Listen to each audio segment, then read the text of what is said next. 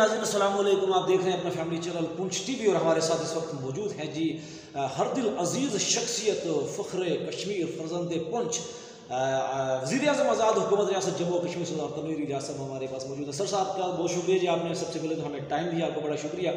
Direct आएंगे जी काम की तरफ। और आप आए हैं जी वज़ीर-ए-आज़म बनने के बाद फर्स्ट टाइम पूंछ के दौरे पर हैं। बाग में तो बहुत कुछ दिया है, हल्का नंबर 5 की महरूमियत कब दूर होगी सर?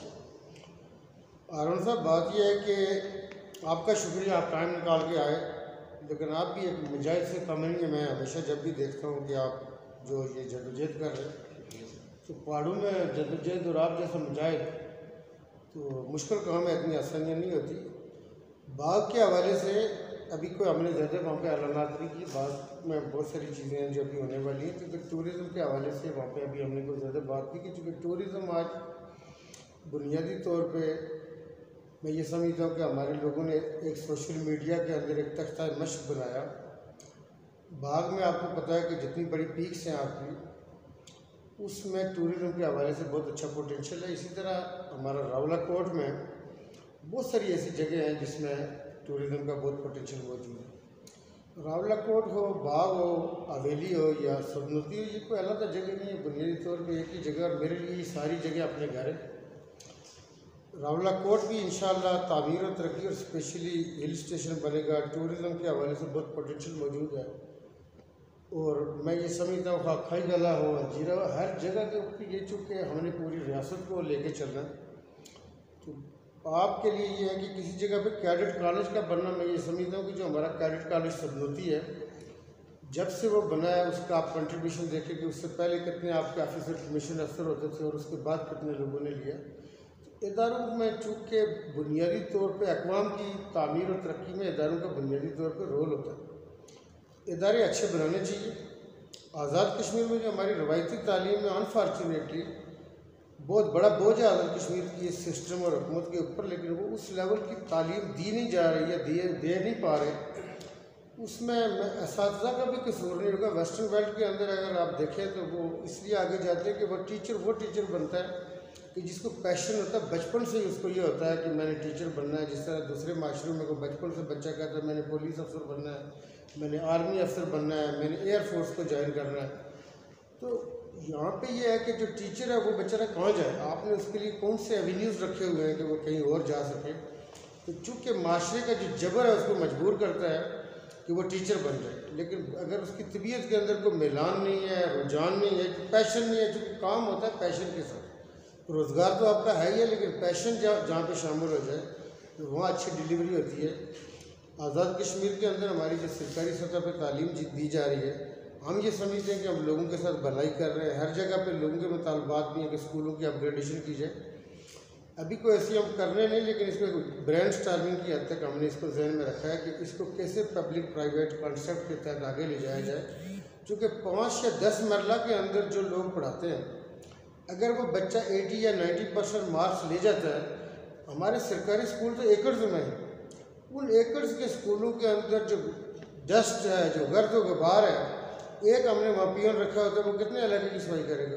आप अगर सरकारी स्कूलों के टॉयलेट्स में जाएँ तो मेरा ख्याल है जिस बंदे को ये हो कि मैं मतलब ज़िंदगी से बेजार हूँ तो वो उस टॉयलेट में जाना चाहेगा, क्योंकि एक आदमी कहाँ सफाई करेगा, किन हालात से नबरदारमा। तो इसमें सरकारी स्कूलों के हालात बड़ी नागुफ्ता भी हैं। कई जगहों पे मैं इलेक्शन कैंपेन के दौरान, ठीक है मिसाइल है, मुझे बाग में एक ऐसा स्कूल भी देखने को मिला कि 1928 में महाराजा ने कैसे बना लिया था। प्राइमरी था, आज भी प्राइमरी है। एक 49 में था, वो आज भी प्राइमरी है, उस वक्त भी प्राइमरी था। ये कोपरा में वो एक स्कूल था।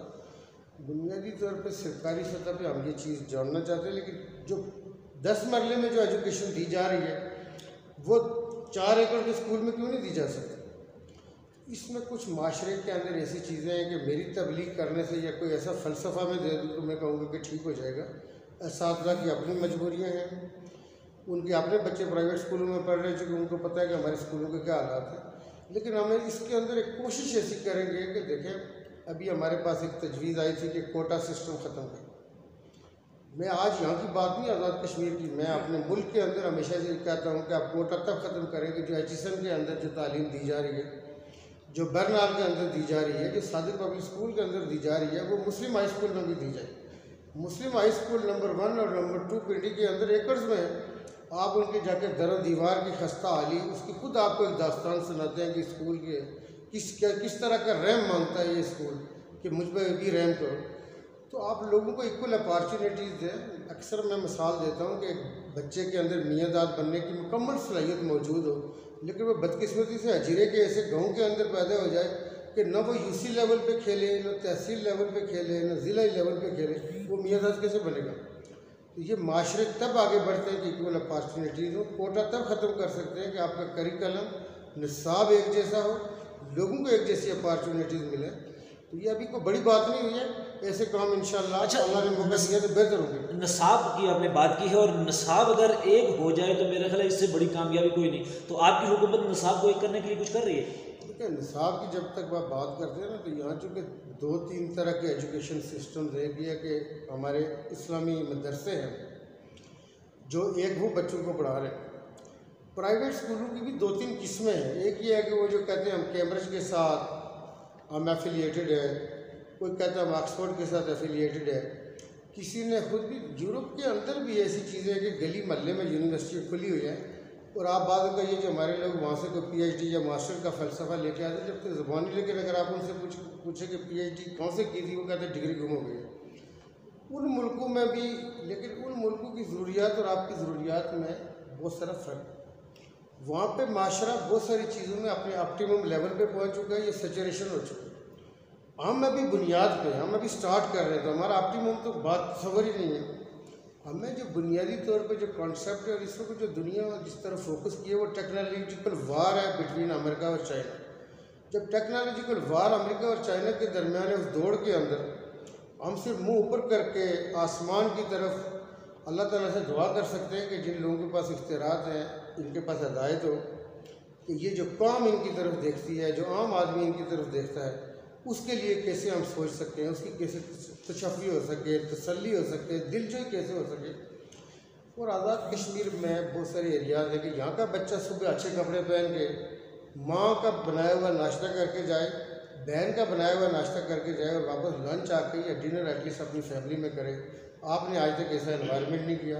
वो रगड़ शगड़ के कोई मतलब है सरकारी वो ले लेता और उसके अंदर जॉब मिलेगी, वो जॉब उसकी क्वालिफिकेशन के साथ ब्लेंड है नहीं ब्लेंड है, पहुँच जाएगा। तो इस तरह के बहुत सारे इश्यूज़ हैं जो हारून साहब बहुत शॉर्ट इंटरव्यू में तो नहीं, और ये कुड़ने की हद तक है, मतलब तकलीफ़ होती है अंदर से कि कौन करेगा। अब आप मुझे कहेंगे कि तू प्राइम मिनिस्टर बट तू नहीं कर सकता तो कौन करेगा, लेकिन बात यह है कि आपके माशरू की जो गुत्थियाँ हैं ना, ये इतनी ईजी नहीं है कि उसको हर तरह से जहाँ से आप सुलझाना चाहे सुलझ जाए, और जो गुत्थियाँ बना गए उनके लिए दुआ कर सकते हैं, कोशिश करेंगे कि बेहतरीन।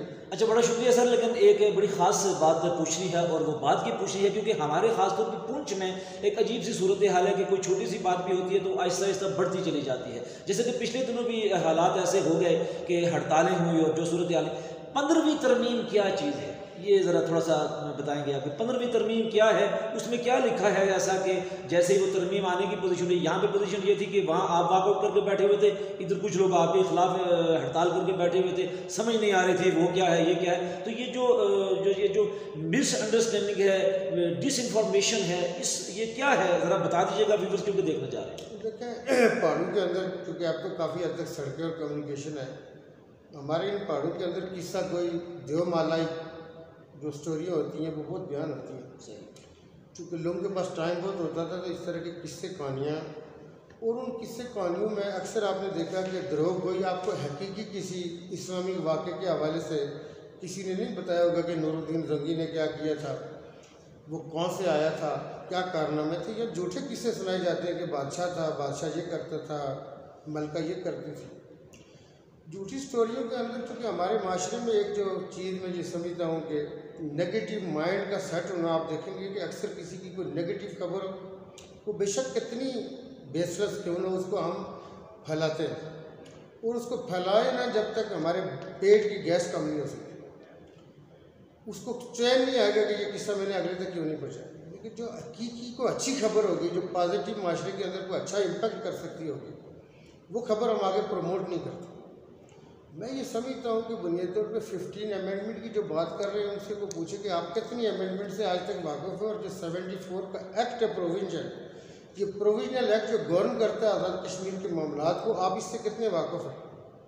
या पाकिस्तान का जो 73 का आइन है जिसके ऊपर ज़्यादा से ज़्यादा कंसेंसस हुआ था, उसके कौन कौन से सेक्शंस आपको याद हैं? आइन के अंदर अमेंडमेंट्स होती रहती हैं। हमारा जो वफाकी आइन है उसमें भी रज़ा रब्बानी साहब की सरबराही में एक कमेटी बनी थी और उसमें 18वीं तरमीम के नतीजे में सुबह को काफ़ी सारे इख्तियारात मिले थे। आज़ाद कश्मीर में पाकिस्तान तहरीक इंसाफ की हुकूमत को जिस चैलेंज से मतलब हम दो चार है वो ये कि पिछली जो PMLN की गवर्नमेंट थी उनके 34 फ्लैग होल्डर थे। हर पॉलिटिकल गवर्नमेंट के साथ एक लोगों की एक बड़ी तादाद होती है, चलते हैं, जब हुकूमतें आती हैं वो एडजस्टमेंट भी मांगते हैं। और फिर आज़ाद कश्मीर में सिर्फ इस वजह से नहीं कि इसको झंडा लगाया जाए, हकीकत हाल ये है कि आज़ाद कश्मीर में बहुत सारे महकमे बनने इंतहाई ज़रूरी हैं। 4-6 महकमे का मैं बहुत दफ़ा आइडेंटिफाई कर चुका हूँ कि उसके आपके एडवाइज़र हों, स्पेशल असिस्टेंट हों या वज़रा हों, उसके बगैर ये महकमे चलेंगे।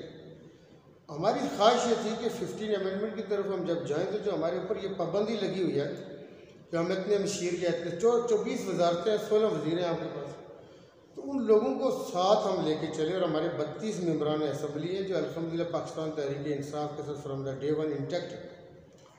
और उसमें अपोजिशन भी काफ़ी हद तक ये बात अंडरस्टैंड करती है, कल किसी और की हुकूमत भी हो सकती है। तो जो लोगों में ये जो किस्सा सुनाया गया, धरोहगोई की गई कि 15 अमेंडमेंट के नतीजे में टूरिज़्म का बुनियादी तौर पे हम एक कॉन्सेप्ट लेके आए थे कि जी टूरिज़्म के ऊपर तो आप बातें कर रहे थे कि टूरिज़्म का महकमा बना है 1961 में, इसका एक इंस्पेक्टर था। आज आप पिछले कई सालों से ये किस्सा सुनते हैं कि जी टूरिज़्म के ज़रिए इनकलाब बर्पा करेंगे, हम तारे तोड़ेंगे, हम दूध शहद की नहरें लेके आएंगे। लेकिन आज़ाद कश्मीर के अंदर आपको ये समझना चाहिए कि आपके पास अगर एक बंदे के पास $10 करोड़ है, आपके पास कोई ऐसा दफ्तर है कि जिसमें वो $10 करोड़ वाला आके बैठे और आपके पास वो जो सामने बैठा हो उसको ये लगे कि ये बंदा इस काबिल है कि मैं इसके साथ बात करूँ। दुनिया के मॉडल समझने के लिए पिछले कई दिनों से मैंने कहा कि अमेरिका जैसा मुल्क $2-3 मिलियन की इन्वेस्टमेंट पर पासपोर्ट देता है। जो वर्ल्ड फाइनेंशियल कैपिटल है ब्रिटेन, वो पासपोर्ट देता है। दुनिया का नंबर 1 पासपोर्ट इस वक्त माल्टा का है, जिसमें दुनिया के तमाम बड़े रूलिंग कंट्रीज़ और 108 मुल्कों का जो है वीज़ा फ्री पासपोर्ट है माल्टा का, जो नंबर 1 पे इस वक्त रेटिंग है। अब बात यह है कि उन मुल्कों में भी कोई भी $5 मिलियन से नीचे की मैं बात कर रहा हूँ। ये जो कैरेबियन आइलैंड्स है या दूसरी जगह है, उसमें तो आपका $1-2 लाख पे ना सिर्फ आपको पासपोर्ट मिल जाता, बल्कि हमारे कई लोग उन मुल्कों के वज़ीर-ए-आज़म के, सदर, वज़ीर-ए-आज़म के एडवाइज़र भी बन बैठे, क्योंकि 2-4 लाख की आबादी है। कैरेबियन आइलैंड्स के लोग पासपोर्ट इसलिए लेते हैं कि अमेरिका के अंदर टैक्सेशन आप दुनिया में कहीं कमाएंगे आपको डिक्लेरेशन करनी पड़ती है। सबसे पहले अमेरिकन ने शुरू किया, आज भी सबसे ज़्यादा नंबर 1 अमेरिकन हैं जो कैरेबियन पासपोर्ट लेते हैं। अब बात यह कि इन लोगों को समझ नहीं आई कि वो अथॉरिटी क्या है, अथॉरिटी क्या करने जा रही है। अथॉरिटी का मतलब ये होता है कि मैंने पंजाब में चूँकि ये काम किया, जब सारी चीज़ें करने के बाद वफाकी गवर्नमेंट को ये समझ आई तो वहाँ पे मैं था, हमारे चीफ सेक्रेटरी थे पंजाब में और हमारे डॉक्टर सलमान शाह थे जो उनका वफाक का एक्सपीरियंस था, हमारे मिनिस्टर इंडस्ट्रीज़ थे और हमारे चेयरमैन PND थे। हम पे मुश्तमिल एक कमेटी बनाई गई कि इन्वेस्टमेंट फ्रेंडली कैसे एनवायरनमेंट हो सकता है। हमने कहा कि जब तक आप रोलिंग स्टोन रखेंगे, एक इन्वेस्टर के पास इतना टाइम नहीं है कि आज मैं उसको किक मारूँ वहाँ जाए, रोलिंग स्टोन बनने को कोई तैयार नहीं है। 1 विंडो ऑपरेशन होगा, कॉरपोरेट कल्चर होगा, जिस दफ्तर में दाखिल को ग्लेजिंग किस्म की साफ़ सुथरी या मकड़े के जाल बने हुए तो मौका था ये कि कौन लोग बैठे हुए, वो एनवायरनमेंट क्रिएट करें। कभी आपके पास आके $50 करोड़ बिलियन, तो मैं ये समझता हूँ कि लगाया हमने प्रोजेक्ट इन नामसाइद हालात में अपनी पर्सनल क्रेडिबिलिटी में लगवाए। मैं एक प्रोजेक्ट करा के आया था, उसके अभी पंजाब गवर्नमेंट को $50 करोड़ ट्रांसफ़र हुआ। मुझे खुशी है कि मेरी मेहनत थी, जो बेसिकली वो टूरिज़्म अथॉरिटी थी, उसका मकसद था कि 1 विंडो, उसके ऊपर एक चीज़, वो ड्राफ्ट हमारे पास आया नहीं था, उसमें एक चीज़ के ऊपर एतराज़ात किए गए। वो बात भी रिकॉर्ड पे आया कि जी फ़ौजियों ने कहा जी कि फ़ौजी नुमाइंदगी क्यों। मैं ये समझता हूँ कि आप छोटी सोच के मालिक होते हैं ना, तो आपको छोटी बातों में कि जी फ़ौजियों का नुमाइंदगी क्यों है।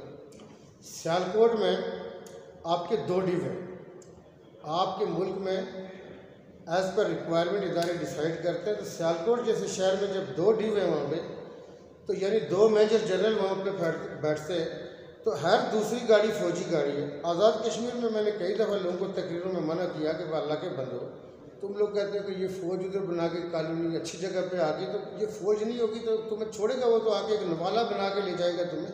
फ़ौज से तुम लोगों को क्या तकलीफ है?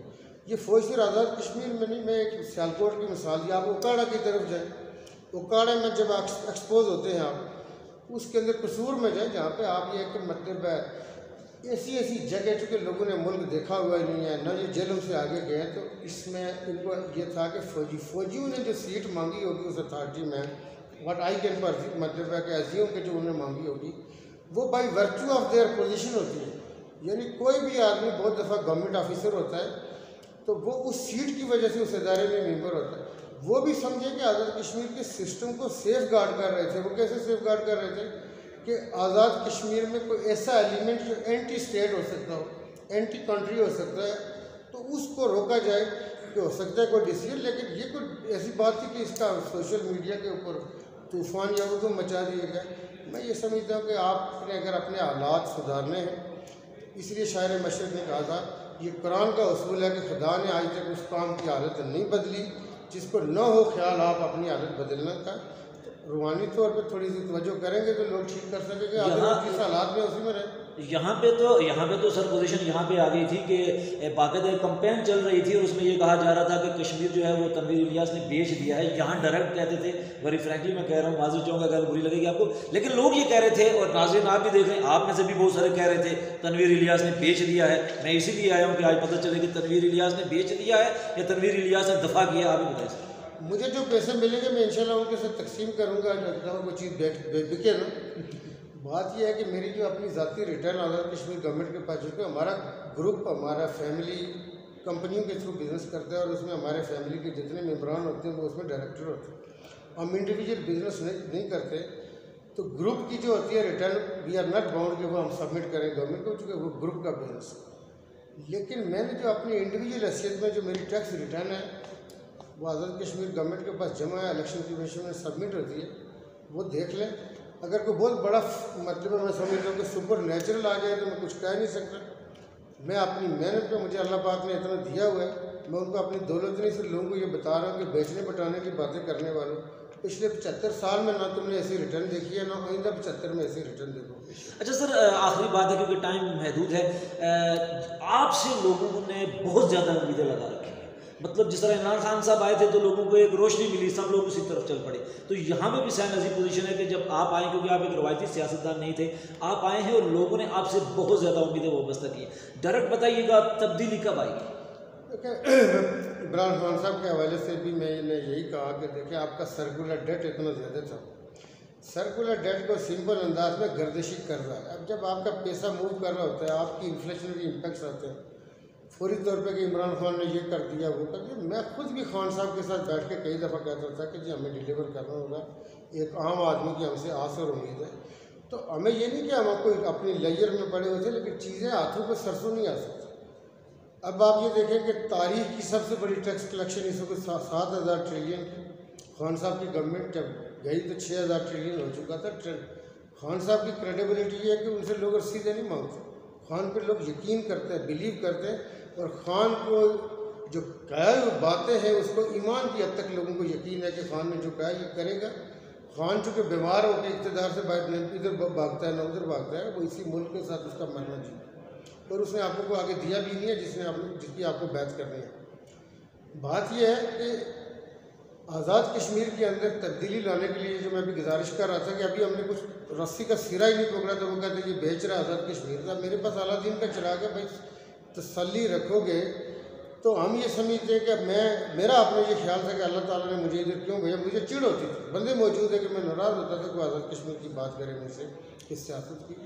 मेरा इस आज़ाद कश्मीर की सियासत से कोई लेना देना नहीं है।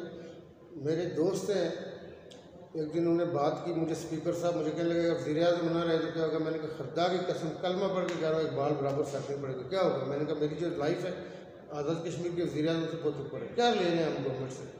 लोगों को ये एहसास होना चाहिए कि मैं अपनी सारी चीज़ें छोड़ के अपनी जेब से कितने लगा रहा हूँ, अपनी जेब से लोगों को दे रहे हैं। तो इसमें यह कि अगर इन्होंने, लेकिन इन्होंने आज से पहले मुझे बताया कि गाज़ी मिल्लत की कितने का एहतराम कर लिया था। गाज़ी मिल्लत जैसे लोगों को हराया जाता है, मुजाहिद अव्वल जैसे लोगों के साथ ये सलूक किया जाता है। कर्नल खान साहब के साथ क्या किया, तो ये इन्होंने मतलब कैश खुर्शीद महरूम का कतरा के साथ दिया। तो ये आप कहेंगे जी सरदार तनवीर के साथ खड़े होंगे, तो ये बुनियादी तौर पे जब लोगों को शऊर आएगा ना, तो वो जो जोश मलिया बाजी ने जो कहा था ना, उसने कहा था कि एक ज़रा रूए बगावत को जमा हो लेने दो, हर शख्स पुकारेगा जो हमारे हौसले, लेकिन उसकी बातें दूर हो जा चुकी होंगी, इनको एक बात में। बड़ा शुक्रिया जी, और तब्दीली आएगी लेकिन थोड़ा सा इंतज़ार करना पड़ेगा। टाइम ख़त्म हुआ है जी, अपने मेज़बान हारून कियानी को दीजिए इजाज़त। PM साहब आपका बहुत शुक्रिया, जुड़े रहिए पुंछ टीवी के साथ। अल्लाह हाफ़िज़। मुजाहिद बुक डिपो पानियोला 30 साल से आपकी खिदमत में पेश मुजाहिद बुक डिपो पानियोला और गिरदनवा के तमाम स्कूल्स और कॉलेजेस की कुतुब और यूनिफॉर्म दस्तियाब है। फ़ोटो स्टेट की सहूलत के साथ मुजाहिद book depot, main road, पानियोला, Azad Kashmir.